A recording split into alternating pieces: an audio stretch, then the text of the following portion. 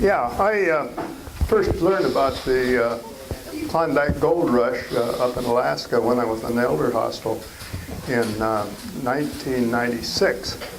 And they talked about the Chilkoot Trail and the other trails that led up to the gold fields in Dawson in Canada. And boy, I thought, boy, I'd sure like to do that hike sometime, but I probably never will. Well, it just happened that 3 years later, Elder Hostel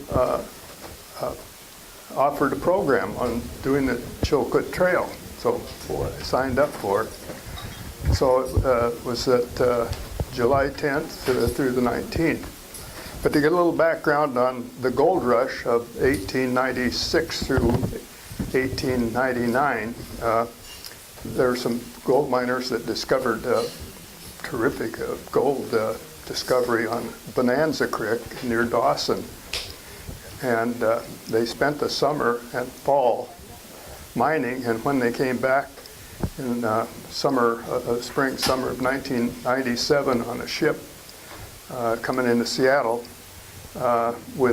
rich with up to a ton of gold, that sparked a real panic, interest in running up there to get gold, because there was a panic, recession in the country where there's a lot of unemployment. And when that word got out about all the gold that was up there, there was a big rush to go up. And so there was upwards of 100,000 people that headed up there to find their fortune. When they got to the main routes to the gold fields, were the closest routes were through Dyea and Skagway.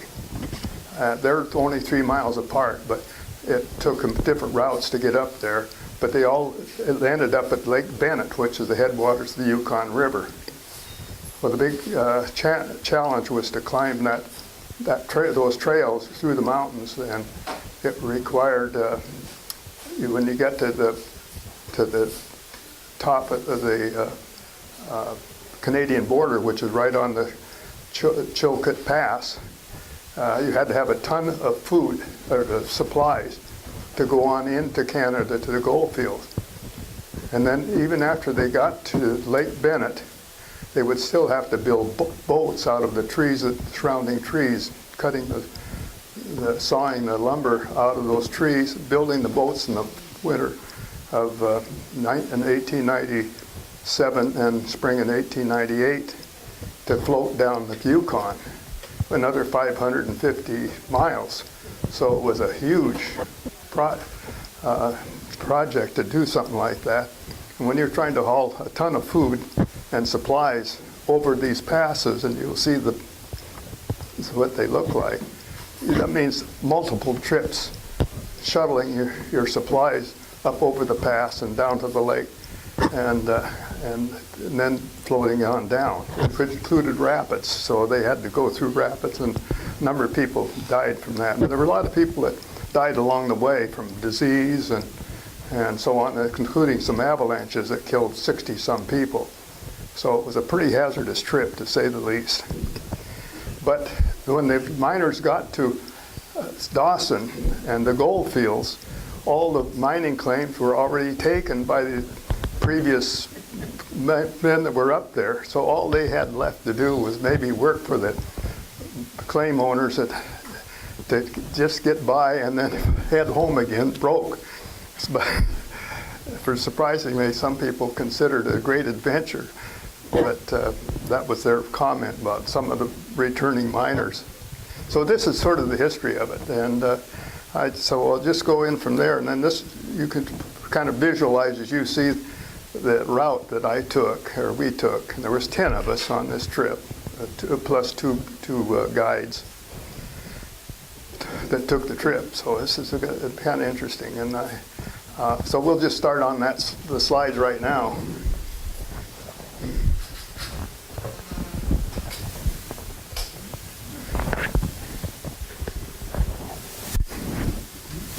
This is the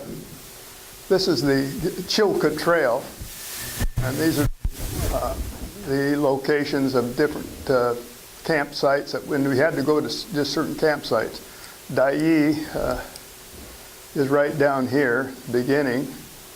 It was a town and was built up real rapidly. But we had a campground right here, and after a couple of days of camping here, we started up the trail, and we went to Canyon City for our first camp, and that was 7 miles. And it wasn't too bad. There was one little hill right at the beginning. They called it the GD Hills, about 300 feet high, straight up and straight down. And you can imagine, you know what GD means. Anyway, then we went on to up to the next camp, and there we stayed for the night, and then we went off to sheep camp, and that was where, from that point on, it was really, we had to do in 8 miles. We had to go 8 miles to get to the next camp, because you can't camp just anywhere you want. And from here on up, pretty much back down towards Lake Lindeman, it's all above timberline. So you're really exposed. If you had some bad weather, you had to be prepared for it. Fortunately, we lucked out, and it was beautiful weather the whole trip. It was five days on the trail. And then we'd end up here at Lake Lindeman for another camp, and then at Lake Bennett was our final stop. And from there, we took a train, the Yukon and White Pass Railway back to Skagway, which is a story in itself in building that railroad. So it made it quite a great trip. Anyway, we'll start out, next slide. This is the final assault on the Chilkoot Trail here. And you can see those is a row of men just making that climb, and they'd have to do this over and over again until they got their ton of food up to the top, where the Canadian Mounties were there to make sure they had the right amount of supplies. And this town here had this, they call this the scales, just at the base. They'd climb up and then they'd kind of slide down the hill coming back. There was also a tramway, a series of tramways that people could pay to have their supplies sent up on this tramway, but that just cost extra money, and people didn't have all that much money to spend on it, so they had to pack it themselves. There's another view of it. They actually had restaurants built in the tent. This is quite a ways in from the Skagway and Dai, so you can imagine all the supplies that had to just get up to this point. But it was really quite a massive thing. The other trail was the White Pass Trail. That was a foot trail, or it was a horse trail, and that was a little longer, but it wasn't quite as steep. But it was a trail that you could use horses, and so they used horses. However, they used so many. The horses were terribly misused and mistreated, and they call it the Dead Horse Trail or Dead Horse Gulch. So many horses just died and went over the edge, and they just kept going and passing them up, and more horses till they finally made it all the way up to Bennett. This is the town of Skagway, where the cruise ship, a lot of cruise ships come in there every year. And that's a picture of that. Okay, next one. This is Skagway. This is main street in Skagway. When the cruise ships are in, the whole streets are filled with people. There's lots of hotels and that sort of thing, and restaurants and gift shops all over the place. Okay, next one.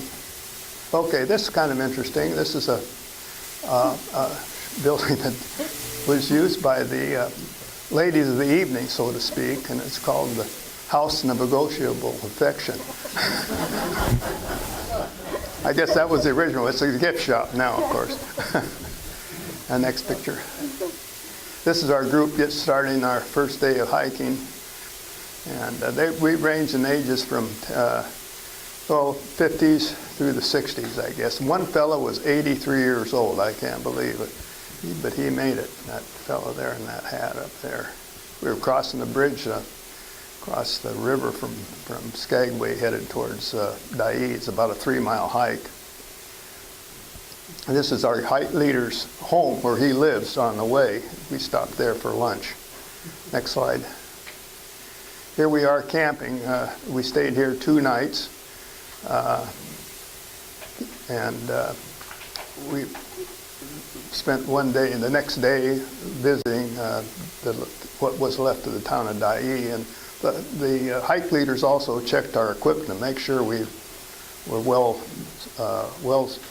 suited for the hike, because you had to have plenty of warm clothing as well as good footwear. Now, there was one lady that absolutely insisted that she was going to wear these low-top shoes. She could not wear high-top shoes, hiking shoes. Boots. She had to wear just like almost tennis shoes. And they had quite an argument over that, but they let her go. Anyway, this is what's left of the town of Dyea. It was a huge, really town with lots of people in it. But this is the last remaining storefront that was left from it. Next slide. This is the town of Dyea, and I think that for storefront is this little place, this little store right here, this building right here. So it's the only thing that was left. But you can see it was a pretty good sized town.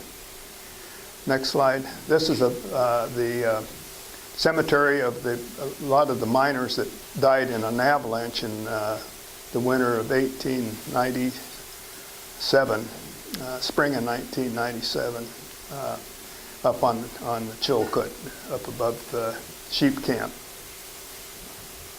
Okay, this is looking up the Dyea River, and that's what we follow, the Dyea River, and up here would be the Chilkoot Pass around this point here, way back up in there. It's out of sight, but we had to hike all the way up here and around.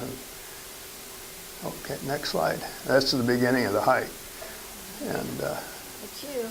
right there. Okay, next. We did a lot of taking lots of breaks, thank goodness.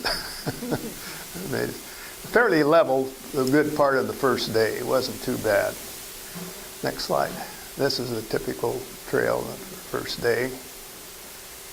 Next slide. We crossed a lot of number of bridges and during the trip. Next slide. We happen to have to go through a beaver swamp, and fortunately we were told, but when our guide said, now we're going to have to go through some swampy ground, so you better have some extra shoes to wear while we go through the swamp, so then you'll have some dry shoes when you get out of it. It just happens that the Park Service had finished building this plank road for us, so we really lucked out there. Next slide. Here we are having lunch along the river, Dyea River. Next one. There's our first camp at Canyon City, and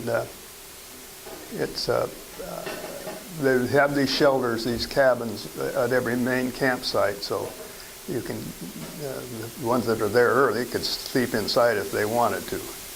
Here's our guides cooking. Here's my tent. It was a neat little tent. I really like the marmot. It was a nice little tent to pack. Next slide. There we are going across another bridge, across the creek. Next slide. This is a boiler that ran one of these tramways. There was a series of tramways. This is one of them. And how they ever got this huge big boiler up that far, I'll never know. But they did it somehow. Okay, this is starting off up the hill, and this is getting to be a little bit steep and rough, and the trails are really rough. I mean, roots and rocks and towards the pass river. Next slide. Another view of the trail. You can see how rocky the trails are. Next slide. Here we are at Pleasant Camp, and we just passed through. That's one place you can stay, but we went on to Sheep Camp just a short ways of next place to go. These are all camps that were there and developed by the miners, that were named by the miners. Next slide. We took a break here. Again, another break along the river. Lunch. Next slide. Across the bridge. Here we are at sheep camp. And that thing says, next camp area 8 miles. Plan on 10 hours. Plan the hike for 10 hours. And it ended up taking we left at 6 in the morning. They wanted us to leave at 6 in the morning. Going over the press, it's tough. We got up to Happy Camp, and that was the only next camp. At 8:30 that night, so we really had a time of other hikers staying here too. We had the park rangers here, and they were getting radio calls. One of the rangers way up towards Chilkoot Pass, an older couple that couldn't make it any further, and they wanted to be flown out. They insisted they be flown out. Between the hiker and the ranger about getting flown out. They said you ought to just find your get enough strength just to come back to sheep camp, but they flew them back in. Here's on the final day, and this is our one break was before we really started to do a lot of climbing. From then on, it was going pretty steep. Next slide. Here we are. This is typical of the rocks that we had to start climbing. That's that old fella there, 80-year-old guy. Next slide. Here's a grave site right along the trail. And next slide. That's looking up towards the pass and some of the high mountains around. See, this was a low pass. I mean, there were a lot of high mountains. This is just a little niche that that was used by the Indians for trading purposes over hundreds of years.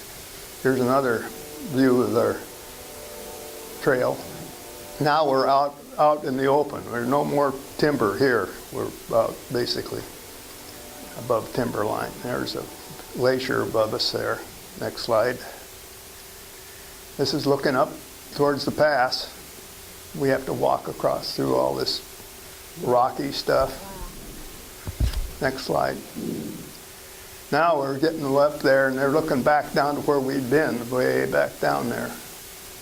Let me see what we got a little bit of trail. Here's back down here, and this guy,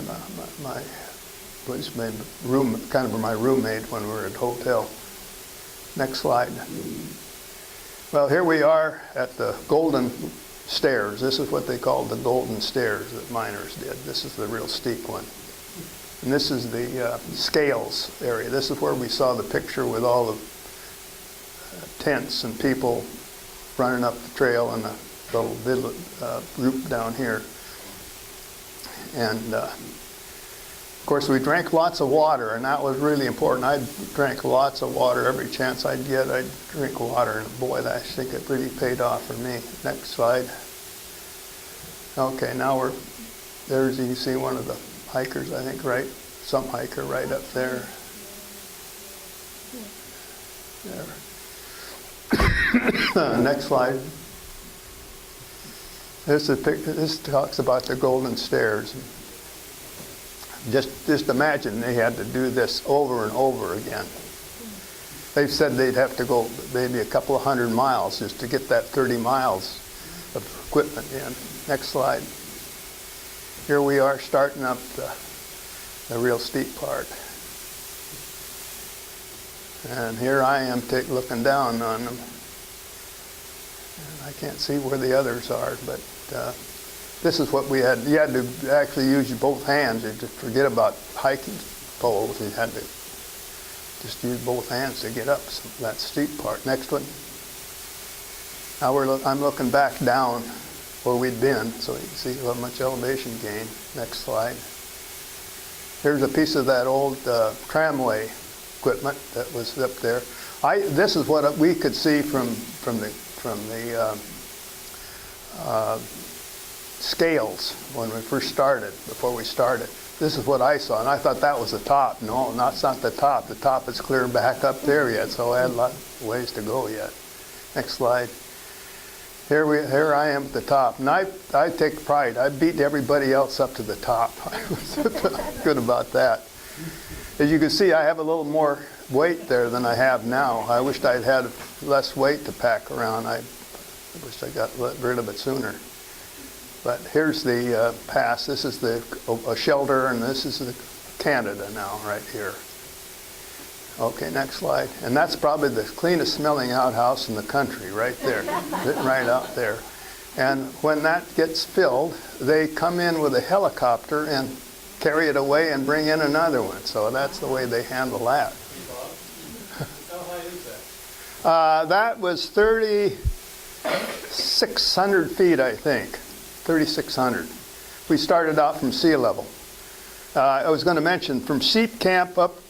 Sheep Camp was 1,000 feet, so we gained 1,000 feet at Sheep Camp. From the Sheep Camp up to the pass here would be another over 2,000 feet, and we did that, and that's a 4-mile run. So we did over 2,000 feet in 4 miles.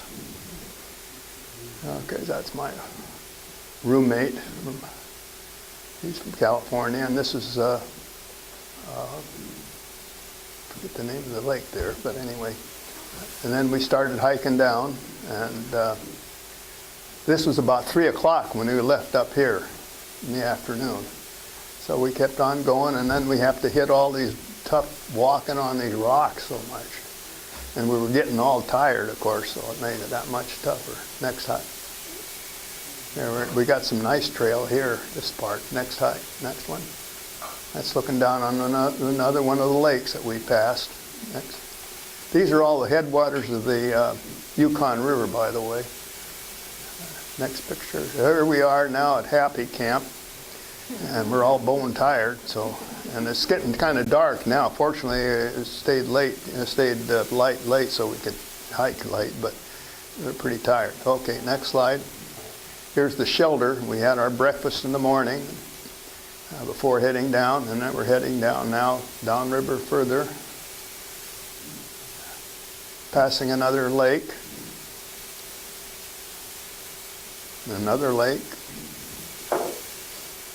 and here we are, another lake, and I think we maybe stopped here for lunch, if I remember. Yeah, we stopped here for lunch. Beautiful weather, nice weather. Next slide. That's a group of us got a picture. What month were you in? July 10th to the 19th. Now we're finally getting into timber right here. This day, and we're headed towards Lake Lindeman. Lake Lindeman's right down here. Okay, next picture. Here we are at Lindeman. There's also a park ranger there and a place to kind of a display place to talk about the Gold Rush Trail.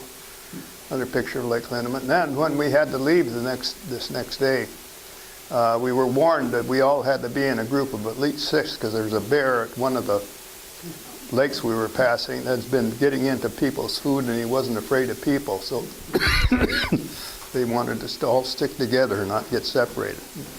Next slide. This is apparently an old grave site right here. Next slide. This is the remains of an old sled, snow sled. You can see the rail there and the cross pieces that's left of it. We're headed out now. That's down in here in Lindeman. We're headed out. Okay, next slide. Now we're looking down Lake Lindeman. Next slide. Now we're breaking in towards next slide. Here we are at the end. There's an old Presbyterian church that been here for pioneer days. And that's our group. And this is my partner here, and this is Lake Bennett, his campsite there. This is is where they built, this is where they built the all the boats during the winter and spring of 1897. And when the ice broke on the lake, they all jumped in their boat. 700 boats headed downstream. No, I think that's probably just dirt. Next slide. We were right by the train station, so all we had to do is walk a little ways and jump on that train and put our gear on that thing and ride to the town of Fraser. And this now goes to Carcross. I don't know. Used to go to Whitehorse, but this goes to Carcross. Next slide. This is the view of the train. Beautiful trip down. Next shot. Here's coming down the White Pass, and you see that old trail that the horses ran on, walked on. Of course, it's been covered over to quite a degree, but that's where it is, right there, right near the train. This is a trestle that had been there, but that's abandoned now because it's not safe, so they had to make a big loop and relocate the railroad. Next slide. That's looking down in towards, that's the White Pass Highway up over to Whitehorse right here out of Skagway. And that's Skagway is way down there at the bottom. Here's the railroad clear down here. Next slide. Okay, another picture of the slide. The train. Here's the kind of stuff they had to build on, and that was an engineering feat in its day. It took hardly 2 years to build it, and they had on sheer rock like that. Had to build it, and that was really, really difficult, but they were very successful. Next slide. Now, that same spot. Here's the railroad, and there's the tunnel and the trestle, and we went through. Next slide.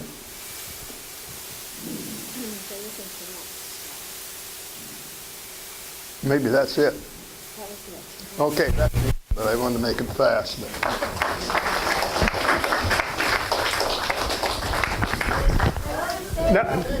Now, George is going to send around a sign-up list for those who want to take the hike this summer. No, seriously, if you are really interested, there's the website is excellent on the Gold Rush and the Chilkoot Trail. And if you want to look at the map even more, you can look at that map there. Yeah. How long after the main gold rush crowd did they build that railroad? It was 1888 to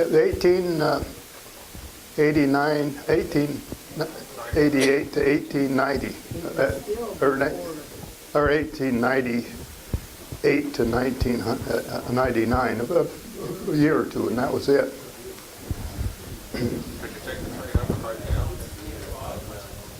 If you want to, yeah, sure, you bet. Yeah, I took the train. Yeah. Any what? Not as many as I thought. I didn't think it was too bad. Some people complained a little bit about it, but it wasn't nearly as bad as I thought. The worst was at Lake Bennett, I think, that I found. Of course, you're in a tent. They didn't bother us really while we were hiking. And if you run into bad weather, do they have a contingency plan? Do they have shelters? Well, you saw the shelters. So you can stay in those. Huh? Well, you have to stay in them in emergency. Yeah, you would. Or you stay in the tent. But we always stayed in the tent, yeah. But we had beautiful weather. But it doesn't take much in an exposed area like that to be really affected by cold weather. Yeah. Does Rope Scholars still make that hike up there? Or? I haven't. I saw it probably 4 or 5 years ago, but I haven't seen it since. Yeah. Bridges and things that you crossed. Uh-huh. Did the miners, they had to ford those? Well, yeah. Well, what they did, yeah, they were going up a lot of the time, and they used canoes initially and pulled those canoes up as far as Finnegan Point, which was somewhere upriver some ways. But then they had to pack everything from there on up, and they didn't have the benefit of any trail or. They abandoned the canoes? Well, yeah, probably did. Yeah. I had to go through it pretty fast, but it's. But if you want some more information, I'll be glad to share it with you. Yeah, yeah. How many days did you say that? We took 5 days. And you pack all your, do they pack the food for you? They did. The hike leaders, the group, that was the nice part about it. They packed the food. And we had good food, too. I mean, they had to have a Sherpa come up. They caught a kid, a high school or college kid, come up the trail and bring us food part way up the trail, from both ends. We topped off the trip with some beers. Somebody brought some beer down, so we had beer. What'd you see for wildlife, animals? Boy, I didn't see any. I didn't pay much attention. I was too busy struggling. What would that cost somebody to do that? Well, it's the cost of getting up there and back is the biggest cost. Just get up to Skagway. Now you can rent some equipment. They have equipment rentals up there too. But in fact, I rented my tent there. But from there on, you can buy your food probably in Skagway, all the food you need, and set out on your own. What did the Ferry tour, up there and another ferry back? Oh, sure, there are ferries, the inside passage, the ferry, Alaska ferry system. So you don't have to stay in the same ferry? Well, You take one up and then do the trip and then come back? I think so. I think you do. That's how you would do it. I'd have to look at the ferry schedules and see how that. Did the border agent ask you why you're coming to Canada? What's that? Well, this is going to be another interesting thing. What they do now, I don't know. You guys have to have a passport, I'm sure, or a special driver's license or something. It's probably changed a little bit there. And you have to get a permit. And they only allow so many on a day on those trails. So it may be really tough now because there's more and more people interested in doing that hike. I'm sure there's a lot of more people involved in it. So you have to pick your date and then hope for the best as far as the weather goes. Yeah. I took that ferry trip up there about 10 years ago, and the Maritime Highway, Yeah. they planned everything. Did they? And I took the train from Skagway up. Did you Skagway? Down. It was really great if anybody's interested. Yeah. Yeah, it'd be if you. 3 days. I'd really recommend it for somebody who's full of adventure to do it. Any other questions? Yeah. Do you know if all the miners went up to the winter? They went up. There were already some miners up there when they found the gold. They were all prospectors up there, but then they didn't find out about it until the summer of 1897. So they all rushed up there. Well, it was fall by then, and then they had to start, and it took months to do this trip, just that 30-some miles. Just took months to keep shuttling. Basically 1 year. Yeah, yeah, yeah. Well, that's it, I guess.